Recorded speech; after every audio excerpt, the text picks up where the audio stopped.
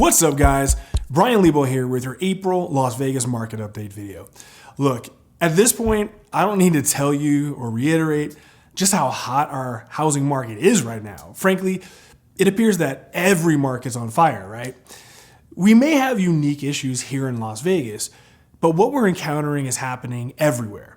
So rather than insult your attention span with the same stuff you can get on the news, we're going to go over the normal analytics, and then I'm going to share with you some of the unique situations that we're currently facing, such as appraisal deficiencies, and then discuss the complexity of getting your offers accepted, along with all the craziness that's about to incur. Having done this for almost 20 years now, and experiencing this crazy market for the third time, I'm starting to see the same old tricks reappear. Only this time, I'm the old guy watching all these other agents flounder their way through the scrum. So without further ado, let's get started. First up, our last month's sales. Want to guess how we did? Obviously, that was completely rhetorical. Last month, we sold 3,494 homes. That likely means absolutely nothing to you, but to frame this, last March, we sold 2,554 homes. This was a 37% increase over last March. So this was the highest monthly increase since I started tracking 10 years ago. We can't even blame this one on COVID because last year in March, we sold 6% more than we did in March of 2019. Now, until we get into July, the next few months' data will be utterly worthless because the numbers will 100% be irrelevant due to COVID-19 from last year. Okay, now for median home prices. As you can see on the screen now, we set another record last month with a median home value of $365,000. This puts us up almost 16% from where we were last year. More importantly, prices rose 4.2% just last month. So in 3 months this year, home values are now up almost 7%. Suddenly, that 18% number I threw out there a few months ago, it's looking pretty easily attainable. Okay, let's check out the most important metric, inventory levels. As you can see, our inventory is continuing to shrink to absolute paltry levels. We ended the month with only 1,794 homes on the market. This same time last year, we had over 5,000 homes. Now, the good news is that I'm seeing inventory finally start to stabilize. At the time of this shooting, our inventory is actually above that number. It's not much, but we've had positive numbers these past couple weeks. It's a laughable 30 and 48 homes, but at least we're not in the red still. Now, the truth here is that since there's no homes on the market, many buyers are simply just overpaying for brand new homes and just giving up.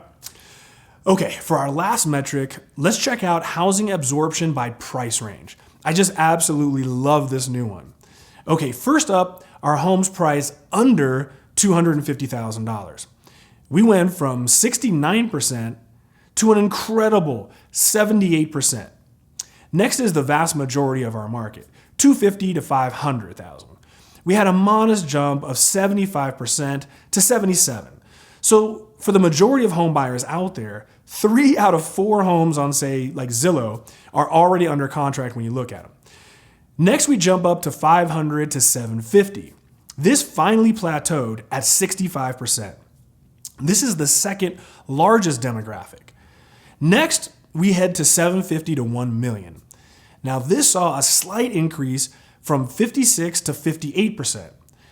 Now let's talk luxury. $1 million to $1.5 million, plateaued at 48%. Finally, in a slight plot twist, the ultra luxury market over $1.5 million decreased from 37 to 35%. Okay, now that we've covered all these metrics, let's have a little chat. One reason the ultra luxury market may have decreased in absorption is this. Over the past couple weeks, I'm starting to see some sellers kick tires, meaning I've recently seen some utterly unjustifiable prices out there. Now, I don't know what desperate agents are willing to take these listings, but I've seen some just hot trash out there priced at laughable levels. While I've seen some super high closings, typically these homes are, remodeled or simply just upgraded to the max. In this market, people are easily paying way over appraisal. But now the crazies are coming out, hoping to find a fool willing to pay top dollar for basically their fixer-upper, especially on the ultra-luxury end. Homes that sold for, say, $1 million, $1.1 million are now getting $1.4 million. But now you have the crazies asking like $1.8 million when honestly they wouldn't even get $1.2 in its current condition. After a few weeks with no showings, I'm starting to see some of these homes being pulled right off the market. So how can buyers and sellers navigate through this market? Look, it's not just bad markets where great agents can make a huge difference. In hot markets, sellers tend to think that their homes will sell itself. Well, that's not always the case. One of the oldest tricks is to overpay and overpromise as a buyer.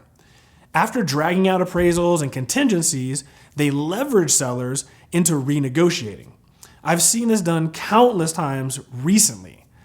I've lost a few offers initially to clearly absurd offers, only to have the listing agent come back at me a few weeks later, wishing they just took my client's offer from the very beginning. On the flip side, most buyers can't get their offers accepted right now. To be honest, I'm getting about 90% of my offers accepted. Why? Because most agents honestly aren't very good. Their clients typically have no idea what's happening behind the scenes. More times than not, I receive an offer on my listing from an agent I haven't even spoken to. How on earth can you write an offer without knowing if and how many other offers are on the table? Maybe the seller wants a leaseback. Maybe the agent and or seller is motivated by something beyond just price. How would you even know how to negotiate if you never even pick up the phone? So, to be honest, no agent wants to get into escrow with a lousy agent with little experience. Great agents save deals. Most agents lose them without even knowing they could have saved them. I had an appraisal last month come in an absurdly $85,000 short. Did I cry and give my client the bad news only to lose the entire deal? No. I spent 4.5 hours ripping apart the entire appraisal and then submitting an appeal to the appraisal management company. End result, I successfully had the appraisal raise $45,000 exactly to the level where my client no longer had to come out of pocket over their original down payment idea. In the end, this market is very challenging for sure, but challenges are when the best shine. Challenges can be overcome with hard work, experience, and reputation as an agent. A great agent is going to yield a higher price for your home, exceeding the difference in commission from using like a discount broker who simply earns their income in bulk instead of quality. A great agent can get you the home you want instead of just delivering bad news to you over and over and just saying, well, I think they had a cash offer. Anyways, that's it for this month's video. Please help me and this channel out by hitting the like button and subscribing if you appreciated today's information. Thank you again for watching and have a wonderful spring, everyone.